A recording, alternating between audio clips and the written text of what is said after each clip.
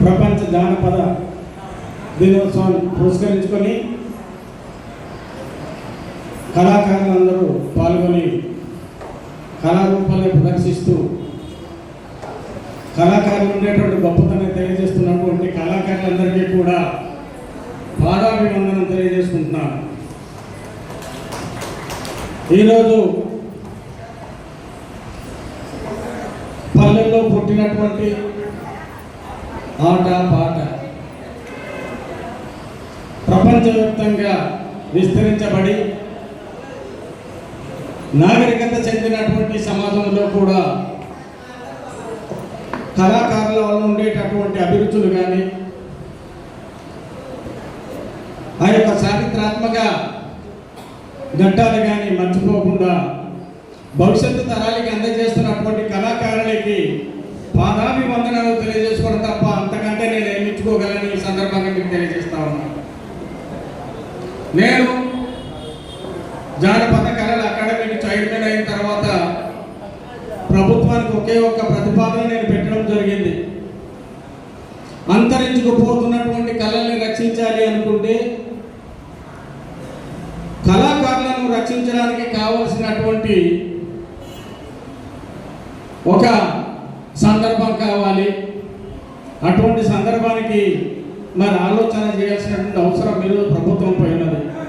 ప్రభుత్వం ఆర్థికంగా ఇబ్బందులు ఉందని చెప్పేటువంటి ఆలోచనతో అంతరించుకుపోతున్న కళల్ని కాపాడకపోతే భవిష్యత్తు తరాలకి మనం ఇచ్చేటటువంటి సందేశం ఏమవుతుందని ఆలోచన చేసి మరి కళాకారుల కోసమే ఒక ప్రత్యేకమైన అకాడమీని ఏర్పాటు చేయడానికి ఒక ప్రతిపాదన చేసి ఆ యొక్క అకాడమీ ద్వారా సామాన్యమైనటువంటి కళాకారులను కాపాడుతూ సినిమా రంగానికి సైతం కావాల్సినటువంటి కళారూపాల్ని ఆ యొక్క అకాడమీ ద్వారా అందించాలని చెప్పేసి ఆలోచన చేయడం జరిగింది. దాని మీద కూడా ఒక 50 కోట్ల రూపాయలతో కూడుకున్నటువంటి ఒక ప్రతిపాదన నేను ప్రభుత్వానికి పెట్టడం జరిగింది.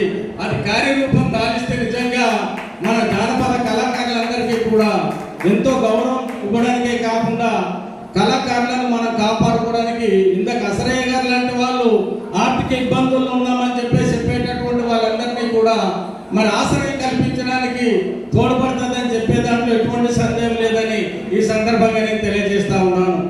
ఖచ్చితంగా ఈరోజు నేను మాట ఇస్తూ ఉన్నాను మీ అందరికీ కూడా. వచ్చే సంవత్సరం జరిగేటటువంటి ఏదైతే జానపద కళాకారులకు సంబంధించి జానపద దినోత్సవం ఉన్నదో ఆ రోజు అధికారికంగా నిర్వహించడానికి నేను ప్రభుత్వంపై తీవ్రమైనటువంటి ఒత్తిడి తీసుకొచ్చి కళాకారుల యొక్క ఆత్మాభిమానం నిలబెట్టడానికి నా వంతుగా నేను కృషి చేస్తాను. ఖచ్చితంగా అది నిలబెడతానని చెప్పేసి ఈ సందర్భంగా నేను మాట ఇస్తా ఉన్నాను.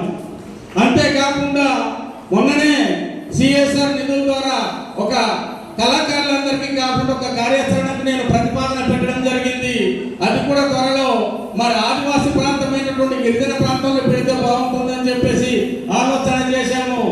భవిష్యత్తులో నాకు తెలిసి వచ్చే నెలలో ప్రతిపాదన కార్యరూపం దాల్చవచ్చు. ఆ కార్యరూపంలో కూడా మీ అందరికీ నేను మరి మన గణపతిరావు గారి ద్వారా సందేశం పంపించే ప్రయత్నం చేస్తాను.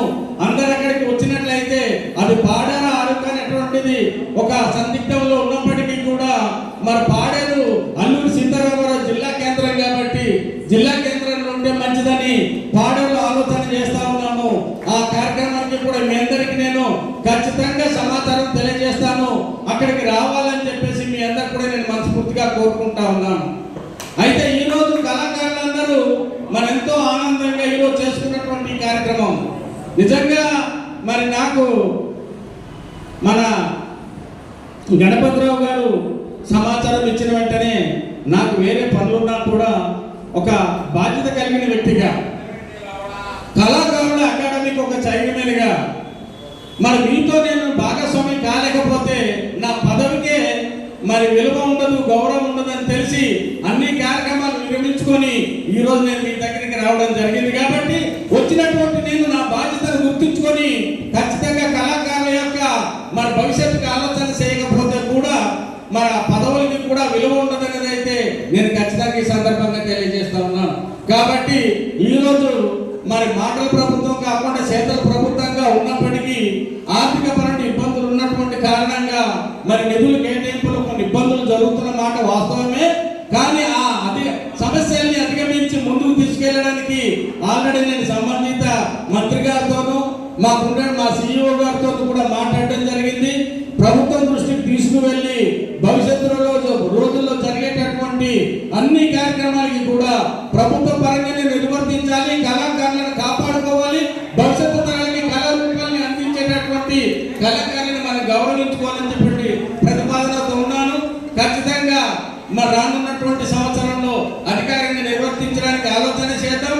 మరి కళాకారులు అనేక రకాల మాటలు ఆట పాట ద్వారా అందరికి ఉత్తేజపరుస్తూ ఉంటే ఉత్తేజపరిచే సమయంలో మరి నేను మీకు ఇబ్బంది పెట్టకూడదు కాబట్టి మరి కార్యక్రమాన్ని కొనసాగించాలని ఈ రంగ కళాకారులందరితో కలిసేటటువంటి అవకాశం కల్పించినందుకు మరి గణపతిరావు గారికి కళాకారులందరికీ కూడా మనస్ఫూర్తిగా అభినందన తెలియజేస్తూ సెలవు తీసుకుంటా ఉన్నాను.